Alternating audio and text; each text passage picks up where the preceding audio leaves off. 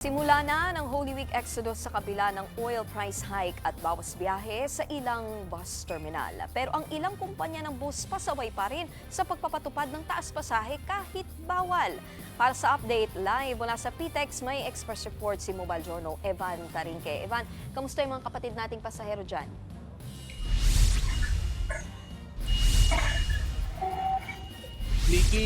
Nikki, nagsimula pa lang ang Holy Week Exodus pero umaaray na ang ilang kapatid nating pasahero dito sa PITX. Maliban kasi sa pahirapan sa pagkuha ng ticket, abay nagmahal ang pamasahe sa ilang bus company kahit sinuspinde ang taas pasahe sa mga bus. Ayon sa ilang pasaherong nakausap natin dito kanina, tumaas ang sigil sa kanilang mga pasahe kahit mismo si Pangulong Bongbong Marcos ang nag-utos ng suspension sa fare hike. Kung dati raw, nasa 750 pesos ang kanilang pamasahe. Ngayon, nasa 860 pesos na. Ibig sabihin, higit 100 piso ang taas singil.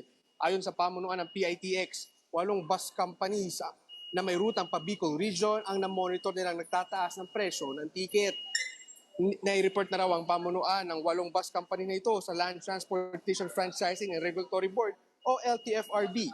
Nauna nang sinabi ng ahensya na pwedeng patawan ng multa o suspindihin ang prangkisa ng mga nananamantala sa naranasang krisis sa petrolyo. Samantala, Nikki, ilang bus companies ang nagbawas ng biyahe dito sa PITX. Partikular yan yung mga rutang papunta ng Batangas, Pangasinan at Nueva Ecija. Dahil pa rin ito sa epekto sa mataas sa presyo ng diesel.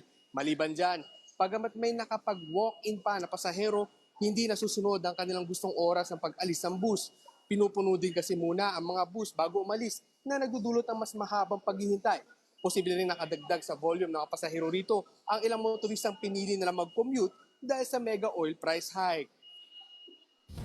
Nikki, sa ngayong higit 80% na ng mga bus na papuntang Bicol ang fully booked. Yung 8 bus companies naman na monitor na nagtaas singil sa pamasahe, wala pang payag sa mga oras ito. Nikki?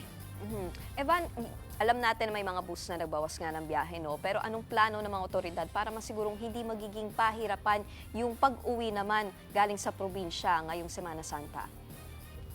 Alam mo, Nikki, tuwing Semana Santa nga, expected na yung dadami yung volume ng mga pasahero, lalo na ngayon, na-expect na rin nila na dahil mataas yung presyo ng produktong petrolyo, karamihan sa mga dati nagdadala ng sasakyan, magko-commit na lang at sasakay ng mga bus. Kaya nga naman naglabas na ng mahigit 1,200 na special permit ang government para kahit papano masuplayan yung taas at yung dami ng volume ng pasahero sa ngayon. Pero so far sa ngayon, Nikki, dahil medyo Lunes pa lang at hindi pa yung papasok ng Semana Santa at ilang araw pa yan, medyo maluwag pa naman yung mga sitwasyon dito sa PITX, Nikki. Meron ka rin bang mga nakikita dyan, Evan, na alternatibong sasakyan pa probinsya, yung mga shuttle o UV Express?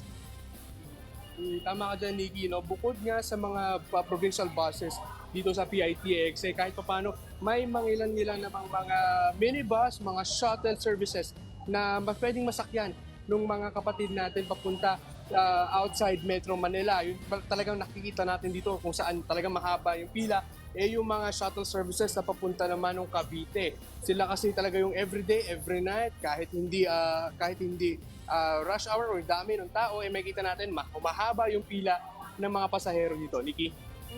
Evan, magkano na ba ang pamasahe ngayon? Paano ba yung mga nakabili na nga pala ng mas mahal na ticket? Kahit bawal nga itong taas pasahe, i-refund kaya sila? Alam mo, Nikki, ayon nga dun sa isang pakikipag-usap kay DOTR Secretary Giovanni Lopez, bibigyan na raw ng show cause order itong mga bus companies na napaulat na nagtaas presyo kahit bawal nga yung magtaas singil sa pamasahe. Pero so far, yung mga nakausap nating mga pasahero, wala naman daw sila magagawa kung hindi bayaran na lang daw ito dahil kung hindi sila magbabayad o i-refund nila yung kanilang ticket, hindi naman daw sila makakauwi sa kanilang mga probinsya. Pero so far, yan yung naririnig natin doon sa mga kapatid nating nagbayad ng mas mataas na presyo ng pamasahe. Nikki?